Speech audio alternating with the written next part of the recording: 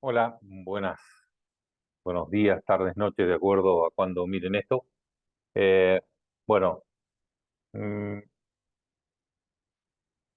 el tema de hoy es bastante apto para charlarlo, o mejor dicho, monologarlo en video, porque no ofrece mayores complicaciones, pero está bueno que repasemos un poco la letra del Código Procesal Contencioso Administrativo en relación a los pasos que siguen a la presentación de la demanda. O sea, excepciones y contestación de demanda. Vamos a ver cómo andamos de tiempo, a ver si lo hacemos en uno solo o lo tenemos que hacer en dos. Compartamos algo de pantalla en relación a este punto. Bueno, habiendo ustedes ya a esta altura del partido dado los temas de contestación perdón, de derecho procesal civil y comercial, ya no es novedad que es una excepción para ustedes. Así que vayámoslo pasando con las características propias que tiene, como siempre, nuestro fuero contencioso administrativo que tiene, tiene siempre sus particularidades. Eh, bueno, sabemos que los plazos dentro del proceso contencioso administrativo son más amplios. Ya charlaron en la clase correspondiente sobre la interposición de la demanda, los plazos de caducidad, etcétera, etcétera, pero para contestarla siempre tenemos plazos más largos. Eh, ¿Por qué? Bueno, porque lo van a ver ustedes o lo sabrán quienes trabajen en la administración, no es fácil hacerse de los materiales para contestar la demanda. Entonces tenemos un plazo de 45 días general para contestar la demanda y plazo de 15 días para oponer excepciones. Y aquí es la primera eh, diferencia entre todos los procesos del Código Procesal Contencioso Administrativo. En el proceso ordinario, la contestación de demanda debe interponerse dentro de los 15 días y tiene como efecto suspender los plazos para la contestación de demanda. Tema no menor.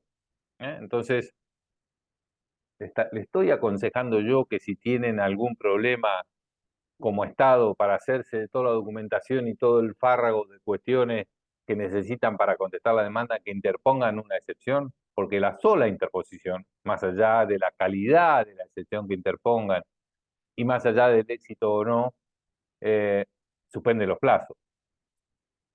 Eh, yo no lo aconsejaría, salvo en una situación desesperada en donde necesiten ganar tiempo sí o sí, porque esto genera costa. Si pierden, generan costa para el Estado que deberán pagar sí o sí. O sea que, más allá de el tema de fondo, que es, perdón, de este tema sustancial que se debe interponer dentro de los primeros 15 días, tengan presente que suspende los plazos para contestar la demanda y el artículo 34 nos dice cómo se hace. Se presentan en 15 días, en un escrito, tienen que estar todas, ahora las vamos a enumerar, y lo que decíamos recién, suspende la excepción, perdón, suspende los plazos, pero lo suspende para todos. Si hay varios codemandados, el que uno de ellos interponga una excepción, eh, suspende los plazos para todos. Y el hecho que el resultado de la excepción también beneficia al resto de los codemandados si tienen cuestiones en común que ahora las vamos a ver. Si hay prueba en relación a esta excepción, vamos a ver que algunas necesitan probarse y otras no, tiene que ofrecerse la prueba y se ofrece en el mismo escrito de interposición dentro de esos 15 días. De eh, esa, esa excepción se corre traslado, obviamente, básico, bilateralización, derecho de defensa, se corre traslado personalmente por cédula, en el cual se eh, agrega la prueba documental. Ya sabemos que en la provincia de Buenos Aires, con los procesos de notificación electrónica, las cuestiones de la cédula ya suenan un tanto arcaico. Todas las notificaciones, ya cuando están constituidos los domicilios respectivos, se hacen de manera eh, electrónica o virtual. Bueno, cuando se contesta el traslado, se vence el término, ¿qué hay? Bueno, si hay prueba, hay prueba. Y si no, se llama autos para sentencia en un plazo de 15 días.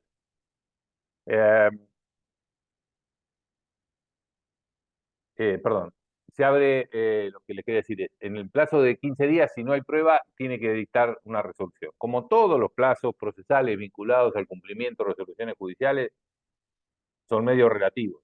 Hay veces los jueces lo cumplen y otras veces no. Y no hay eh, mucho recurso contra eso. ¿eh? Ahora bien, si hay prueba para ofrecer, se abre un periodo de prueba de 15 días, perdón, de no mayor de 10 días, vuelvo a equivocarme lo mismo, eh, y después, vencido el plazo, se pasa a la resolución. Nuevamente, en este caso para las partes, los plazos de prueba no son tan taxativos como parece. De hecho, en los procesos civiles y comerciales se abre el plazo por 30 días o 60 días y dura años la producción de la prueba. Mientras uno vaya cumpliendo los pasos procesales necesarios para la producción de la prueba y para mantener vivo el derecho, por ejemplo, si uno manda un oficio a algún lado y no se lo contestan, y dentro del plazo en que lo vieron responder uno pide nuevamente, esa prueba no caduca. Si viene un testigo que le fijan una fecha de audiencia y no viene, y ustedes en la audiencia piden que se lo traslade por la fiesta pública, ese plazo se va prorrogando automáticamente. Casi diríamos una formalidad estos plazos de prueba, tanto en el proceso civil y comercial como en el proceso contencioso administrativo.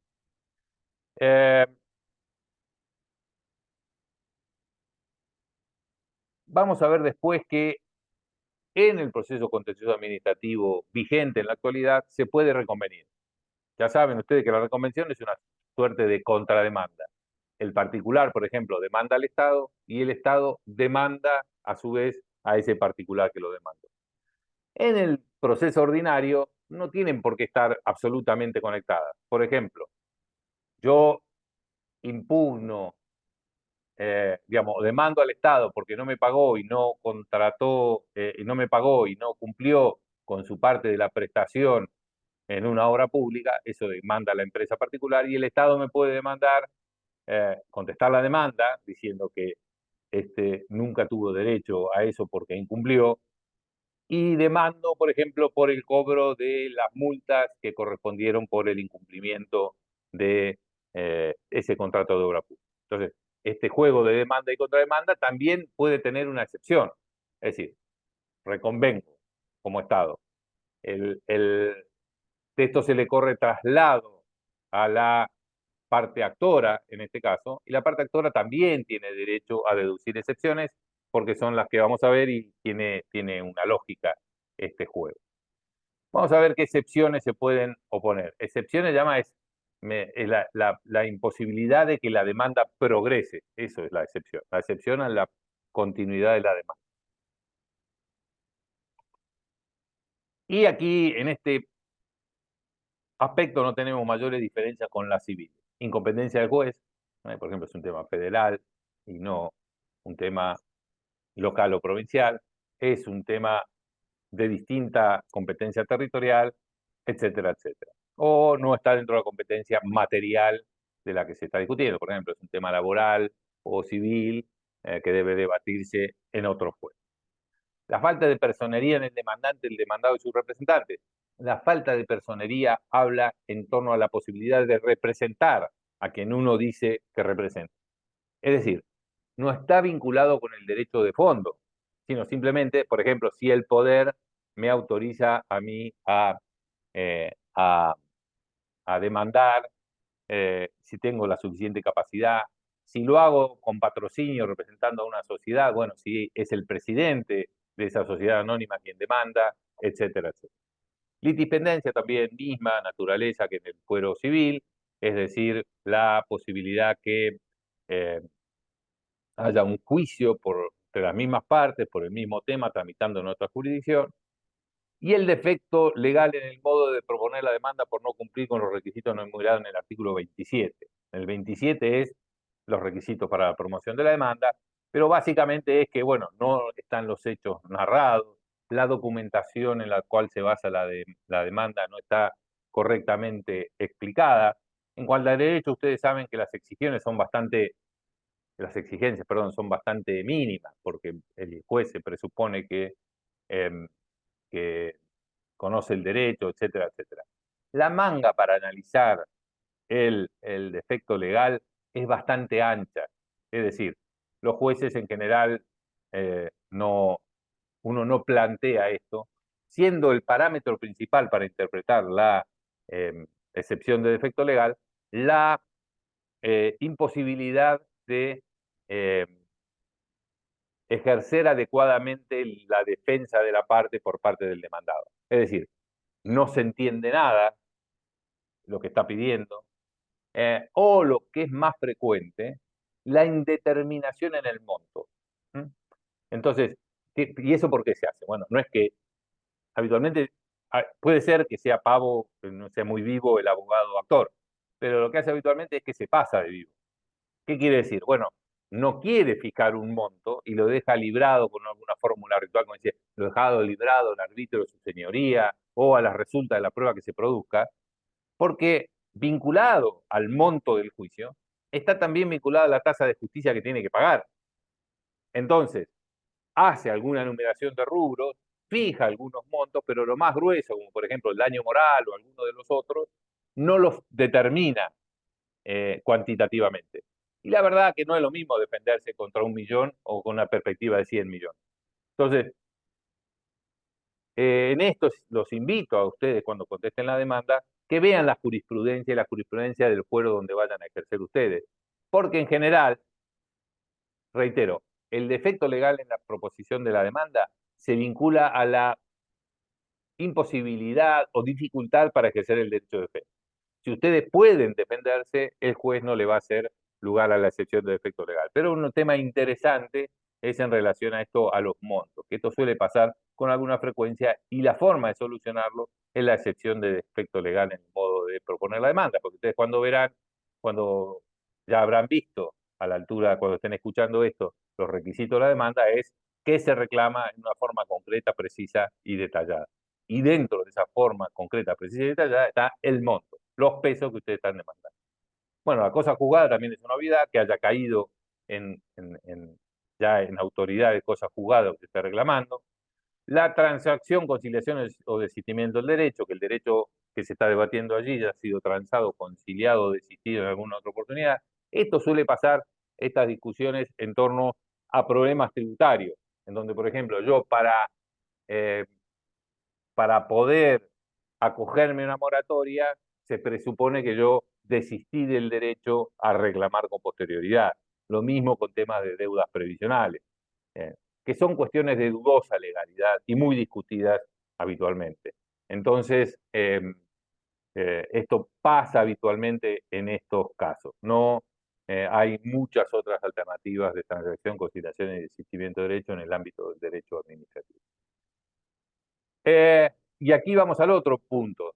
Veíamos en el inciso B la falta de personería, que es los papeles. Yo no acredito que represento a quien digo que represento.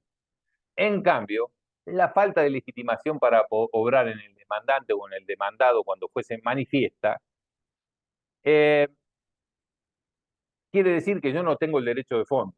Por ejemplo, tema muy discutido anteriormente en materia ambiental, pero que todavía tiene una lógica. A ver, yo puedo demandar en defensa del medio ambiente en general. Eh, bueno, no lo sé. Bueno, es diferente que yo me queje de una zonificación que se altera por una excepción en una ordenanza en mi ciudad, que yo sea un ciudadano cualquiera o que yo sea un vecino que vive a una cuadra donde se alteró con una excepción el Código de Planeamiento Urbano. Eh, Muchas de esas veces la resolución sobre el tema va a depender de la prueba que se realice en todo el proceso. Y si efectivamente yo tengo esa capacidad para eh, impugnar o ser demandado por algo que se está debatiendo en el juicio. Ahora bien, hay algunas cuestiones cuando es manifiesta, dice la norma procesal, en la cual yo puedo con total certeza determinar el tema que se debate de entrada y resolverlo también de entrada, es decir, no en el momento de dictar sentencia, sino cuando estoy debatiendo el tema de las excepciones. Eso lo vamos a ver después. Por ejemplo, ¿tiene una sociedad determinada, una fundación, una asociación, una ONG, la posibilidad de debatir alguna cuestión vinculada con la vivienda o de cuestiones sociales o cuestiones ambientales, bueno, por allí surge de su estatuto, por ahí surge de la conducta que ha tenido en relación al tema, por ahí surge de su propia ubicación geográfica. Bueno, a veces esto puede debatirse en este pequeño escarceo inicial en la excepción. Y si no, el juez lo defiere para el momento de dictar sentencia. Luego, la otra excepción es la de prescripción, que el derecho se haya prescripto, cosa que no merece mayores explicaciones. Y luego sí acabamos a las cuestiones propias del fuero contencioso administrativo, que es que la pretensión sea inadmisible porque no se cumple con los requisitos de los artículos 14, 15, 16, 17, 18, 19 del presente código. ¿Cuáles son? Bueno, el agotamiento de la vía administrativa, la configuración del silencio por parte de la administración que merite a que se lo haya tenido al acto por denegado, perdón, a la petición por denegada, la posibilidad de, bueno, es como decíamos, los plazos, por ejemplo, que sea un acto administrativo, que no sea un acto administrativo, porque sea un acto meramente preparatorio. Bueno, son esas las posibilidades eh, que no, que son los requisitos de admisibilidad de la acción establecidos específicamente para temas de derecho administrativo que deben ser tratados habitualmente las excepciones. Este es el corazón de las excepciones en el ámbito del derecho administrativo. Así que las demás son más o menos similares al derecho procesal civil, en cambio aquí estamos hablando de las propias del proceso contencioso administrativo. Nos dice el inciso segundo que las excepciones en los apartados G y H, es decir, la de prescripción y la de falta de legitimación, esa discusión del tema de fondo, pueden plantearse como defensa de fondo. En cambio, si yo no digo excepción para ser planteada dentro de los 15 días, para ser debatida de manera inicial en la demanda, sino como para determinar si efectivamente eso está prescrito o no, tengo que debatir temas de fondo a lo largo de todo el proceso, la planteo como una defensa que va a ser analizada en sentencia, lo mismo en relación a la falta de legitimación. Recordemos que la falta de legitimación es el tema de fondo. Puedo ser yo parte en el juicio en la de falta de personería, es acredito yo la representación de quien es parte en el juicio, en este juicio en lo que se está debatiendo. Bueno, por lo tanto, básicamente este es el trámite de las excepciones. ¿Qué pasa? ¿Cómo se resuelven las excepciones? Cuando se resuelve, primero la puede desestimar. Cuando la desestima, ¿qué dice? Bueno, sigamos adelante con la demanda. Y da 30 días más a partir de la notificación de la resolución del rechazo de la excepción. Entonces, tiene que dar por rechazar la demanda y puede también admitirlo. A ver, un segundo. Estaba grabando una Buen viaje. Muchas gracias. Sé que va a ser exitoso. No, pero es importante en estas cosas uno generalmente lo aprende. Las relaciones, se entera para qué lado viene el mundo. No, y por ahí conseguís aquí que porque diga que para esto viva, hay dos profesores que no hablan mucho que van a estar. Y me dijo comprarle una camiseta de Argentina. Claro.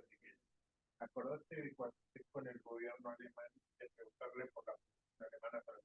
Dale, genial. Ellos tienen mucha. Te mandé WhatsApp. Chao, hasta luego. Viaje, cariño. Listo, gracias.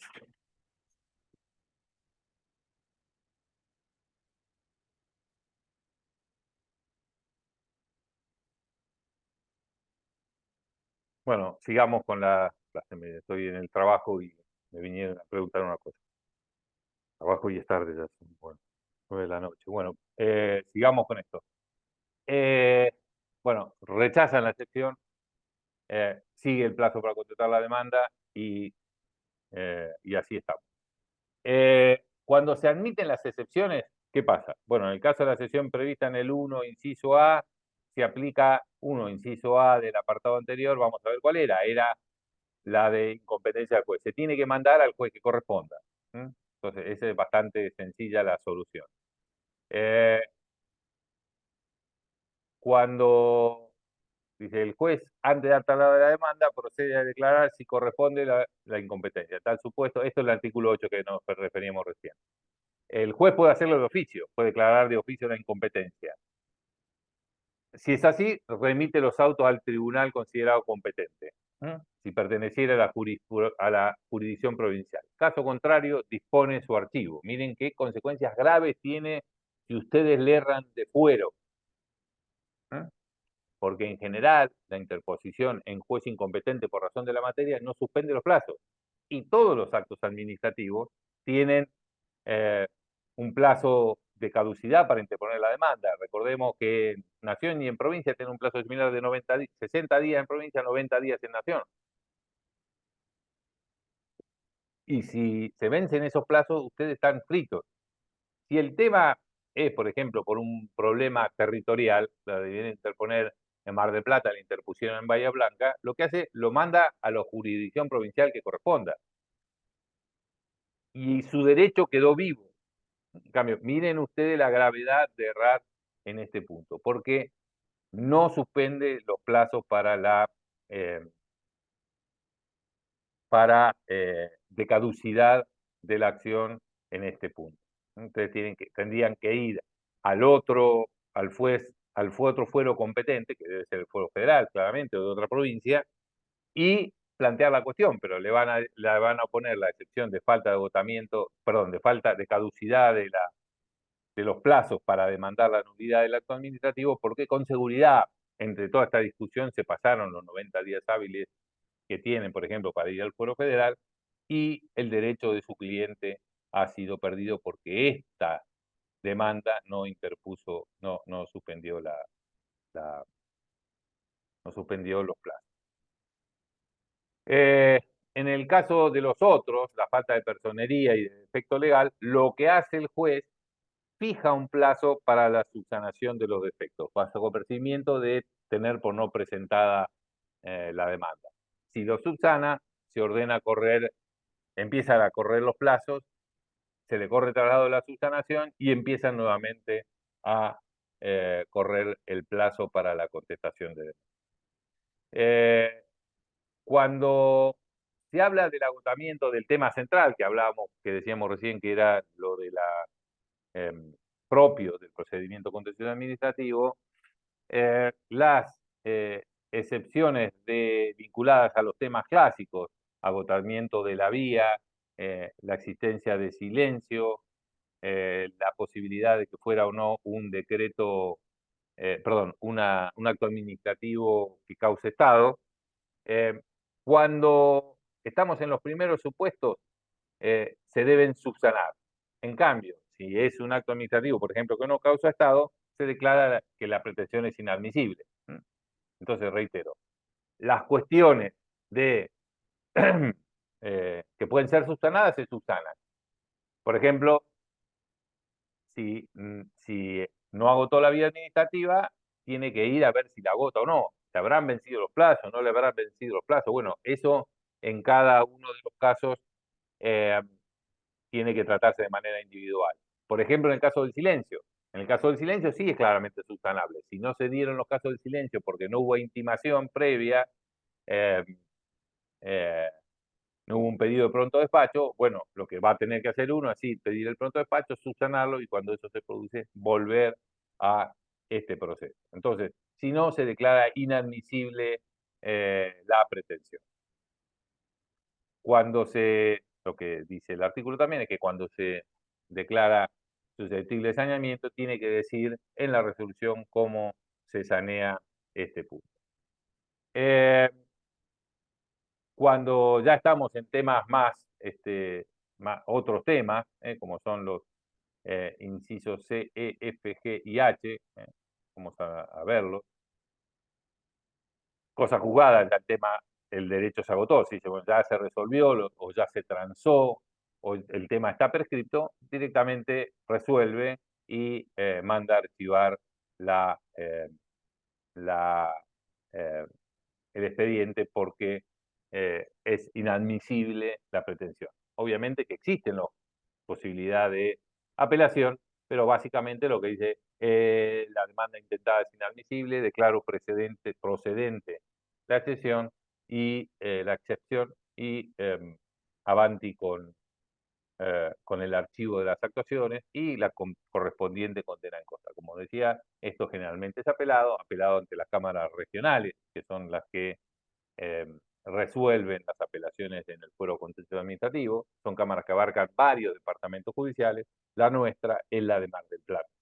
Casi el sur de la provincia está abarcado por la competencia de la Cámara de Mar del Plata. Así que para hacer videos más cortitos, descansemos un poco y vuelvo ahora con el video correspondiente a la contestación de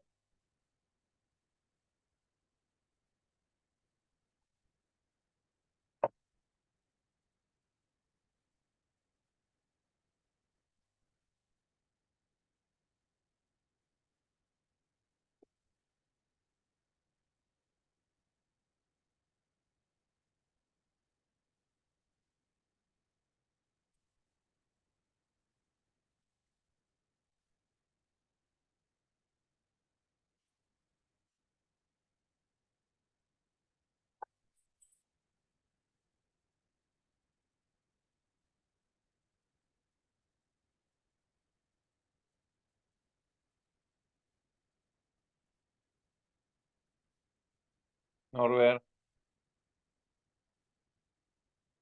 Bien, estaba